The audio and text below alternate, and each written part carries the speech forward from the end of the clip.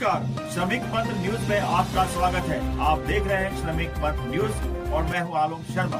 आज फिर से हाजिर हूं आज की अहम खबर के साथ। दोस्तों, क्या देश एक और गैस डाउन के कगार पर है?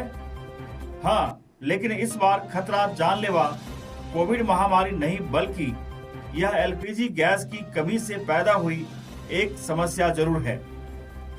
इससे आपके रोजाना के खाने पीने में कटौती हो सकती है।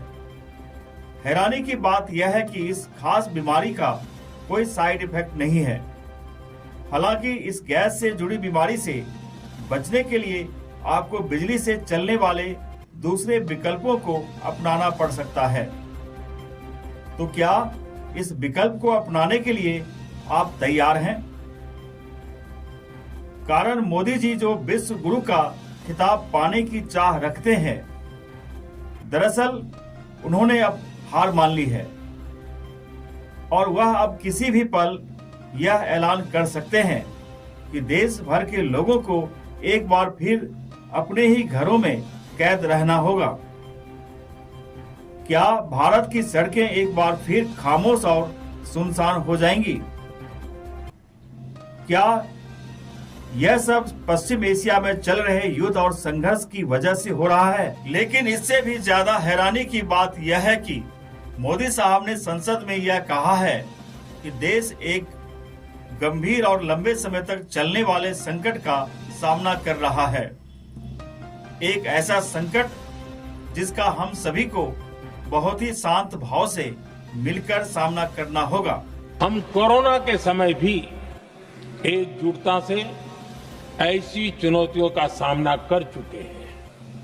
अब हमें फिर से उसी तरह तैयार रहने की आवश्यकता है। धीरज के साथ, संयम के साथ, शांत मन से हमें हर चुनौती का मुकाबला करना है।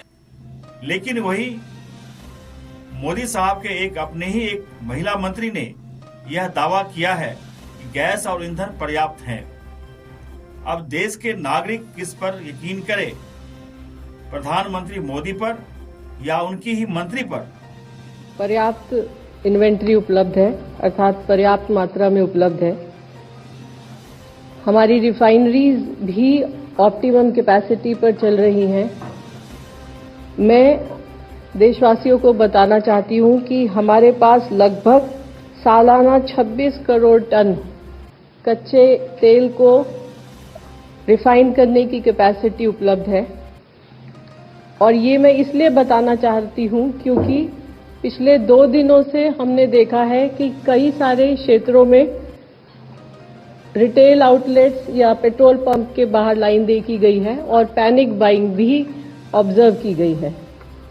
मैं देशवासियों को विश्वास दिलाना चाहती हूं कि हमारे पास पेट्रोल और डीजल पर्याप्त मात्रा में उपलब्ध है। कहीं पर भी किसी पेट्रोल पंप पर कोई कमी नहीं है। पेट्रोल पंप को सप्लाई करने वाले टर्मिनल्स पर भी पर्याप्त मात्रा में उपलब्ध है। इसलिए अफवाहों पर विश्वास न करें और पैनिक बाइंग से बचें। मैं ये भी बताना चाहती हूं कि पेट्रोल और डीजल के प्राइस में कोई बढ़ोतरी नहीं की गई है। आपको बता दें कि हैरानी की बात यह है कि गैस डाउन की स्थिति प्रधानमंत्री और गृह मंत्री अमित शाह के गृह राज्य गुजरात में पैदा हो चुकी है। आपको इस पर यकीन करना मुश्किल लग रहा है तो खुद देख लीजिए।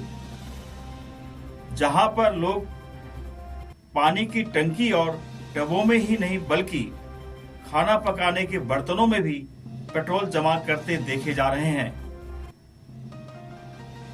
अब होने वाले गैस लॉकडाउन पर आप क्या सोचते हैं? हमें कमेंट करके जरूर बताएं। देहरादून से श्रमिक मंत्र संवाददाता की खास रिपोर्ट।